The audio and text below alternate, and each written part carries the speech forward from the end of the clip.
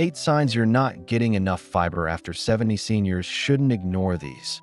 Why fiber matters. As we get older, our bodies can become more sensitive to what we eat. A meal that once seemed perfectly fine may no longer provide everything your body needs to function comfortably. One nutrient that is often overlooked is fiber. Fiber is found naturally in foods such as vegetables, fruits, beans, lentils, nuts, seeds, and whole grains. Unlike many nutrients, your body does not fully digest fiber. Instead, it helps support the normal movement of food and waste through your digestive system. And here is something important. You can be eating 3 meals a day and still not be getting enough fiber. Maybe your breakfast is toast and tea. Lunch might be rice with a small portion of vegetables. Dinner could be meat, fish, eggs, or another meal with very little plant food. You may feel that you are eating enough, but your diet could still be missing an important source of fiber. Over time, your body may begin giving you clues. Some of those clues are obvious, such as constipation. Others can be much less noticeable and may simply look like ordinary changes associated with getting older. That is why today we're looking at 8 signs that your diet may not be providing enough fiber after 70. Before we get started, we'd love to get to know you. Tell us your age and the country you're watching from in the comments below. We truly enjoy seeing viewers from around the world, and your comment helps build a supportive community where everyone can learn together. If you're new to the channel, welcome. Here, we share reliable, easy-to-understand information to help older adults stay healthier, stronger, and more independent. If that sounds helpful, please subscribe. Let's begin with the first warning sign. Session 2. Sign number 1 and sign number 2. Sign number 1. Constipation becomes a regular problem. The first and perhaps most recognizable sign is frequent constipation. Constipation does not simply mean you failed to have a bowel movement today. Everyone has a different normal pattern. Some people go every day, while others may normally go several times a week. The concern is a change from your usual pattern. You may notice that bowel movements are becoming less frequent, stools are harder, or you need to strain more than before. You might also feel as though you have not completely emptied your bowels. Not getting enough fiber can contribute to constipation because fiber helps add bulk to stool and supports normal bowel movement. But fiber is not the only possible reason. Dehydration, lack of physical activity, certain medications, changes in routine, and several medical conditions can also contribute to constipation. So if constipation is new, severe, persistent, or getting worse, don't automatically assume you simply need more fiber. Speak with your healthcare professional. If your doctor agrees that increasing fiber is appropriate, make the change gradually. Try adding vegetables to 1 more meal each day. Choose a piece of whole fruit instead of fruit juice. Add beans or lentils to soups and stews. Gradually replace refined grains with whole grain choices. And remember, fluids are important too. Sign number 2. Your stools are hard or difficult to piss. The second sign is closely related, but it deserves attention on its own. You may be going to the bathroom, yet your stools are frequently hard, dry, or difficult to pass. This can sometimes happen when your diet contains very little fiber. Think about what your meals look like throughout the day. If most of your plate consists of refined grains, meat, dairy products, or processed foods, with only a small amount of vegetables, fruit, beans, or whole grains, your fiber intake may be lower than you realize. The goal is not to suddenly eat enormous amounts of fiber. A better approach is to gradually make your meals more plant-rich. For example, add oatmeal or another whole grain food at breakfast. Include vegetables with lunch. Add beans or lentils to dinner. Have a whole piece of fruit as a snack. Small changes can make your overall diet much more fiber-friendly. Sign number 3 and sign 4. Sign number 3.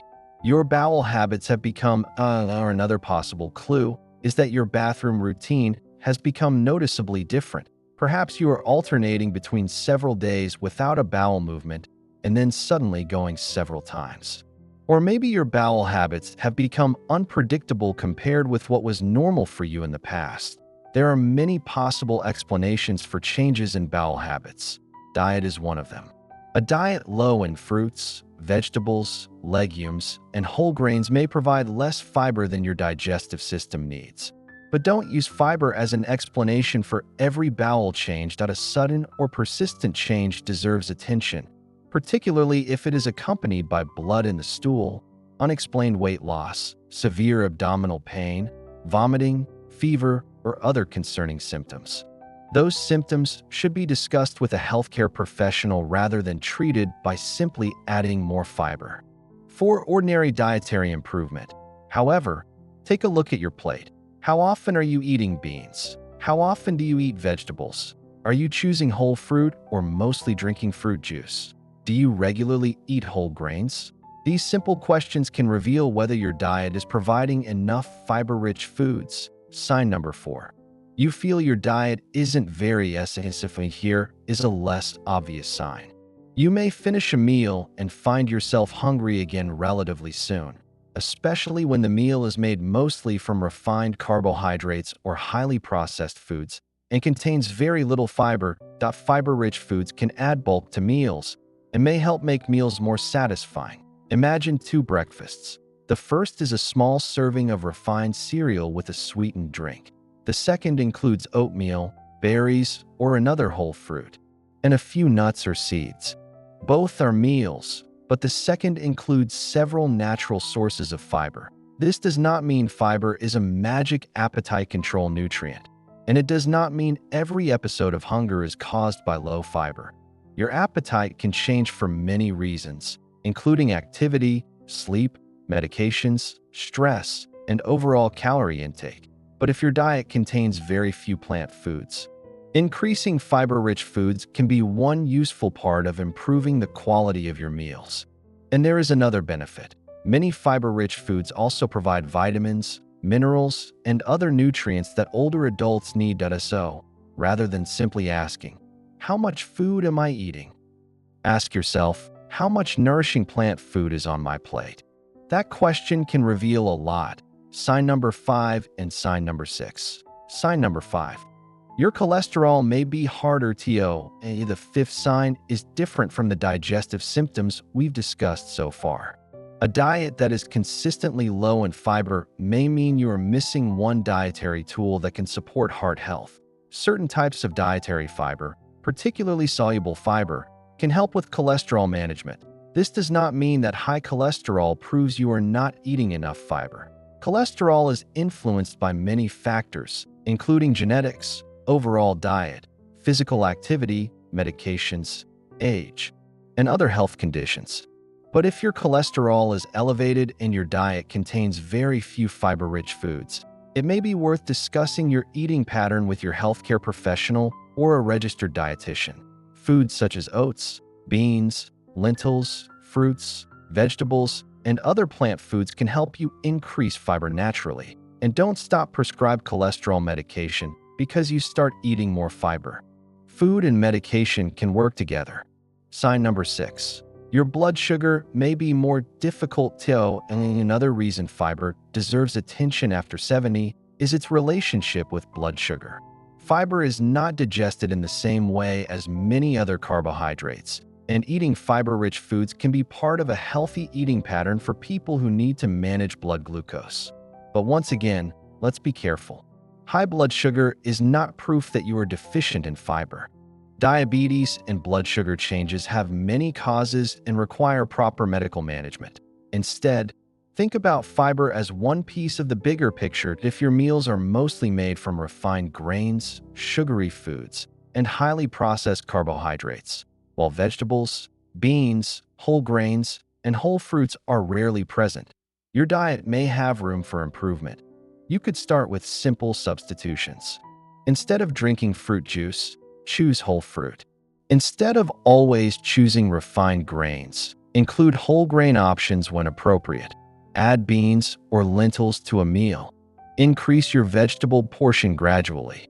And if you take medication for diabetes or have been advised to follow a specific diet, talk with your healthcare professional before making major dietary changes. The goal is not to remove carbohydrates completely, The goal is to choose more nutrient-rich foods and create a balanced eating pattern that works for your individual needs. Sign number 7 and sign number 8. Sign number 7.